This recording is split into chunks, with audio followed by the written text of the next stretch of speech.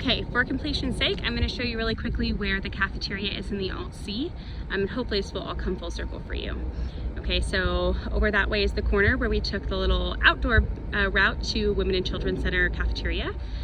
This is the Holly Auditorium. That's the main breezeway with Floyd Curl and the little loop in front of the school behind it. And over here is the security guard / UT police desk that leads you towards the Starbucks and Pistana lecture hall. Okay, as you can tell, I'm in front of the lovely Alt-C with its yellow, orange, and red. And you're gonna just come up here and you'll scan your badge. In my case, I'm gonna catch the door really quickly. Let me in. So there are stairs on the left that you can take up. There are stairs on the right you can take up.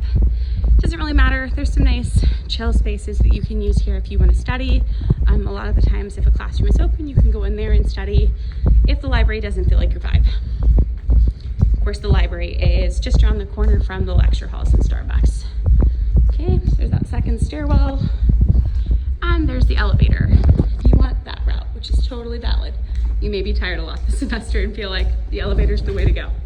When you are in the Alt-C for histopathology lab and for TBL, the team-based learning events, you'll be on the 3rd floor. There's a big room we use for that.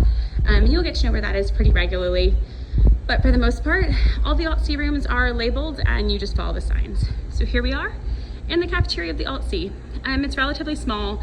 The options are pretty limited, but if you want a quick bite and you don't want to go all the way to the University Hospital, it's a little longer walk that way, which is totally fair.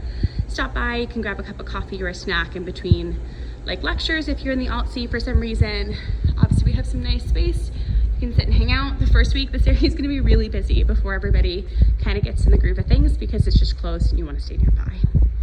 Okay, if you came to any of our admissions events, you may have eaten over in the little pseudo restaurant setup in the panorama. It's typically closed. If it's open, you can sit over there. So some more student seating, and on our right, you're gonna see the lovely porch area where we walked up when we had taken the outdoor route to University Hospital. Okay, so that was the exit I was talking about for in and out on the outdoor university route. There are the lovely stairs that we took up when I was guiding you guys back from University Hospital. And over there is the drop-off area in front of the Women and Children's Center. We just crossed the street and came that way.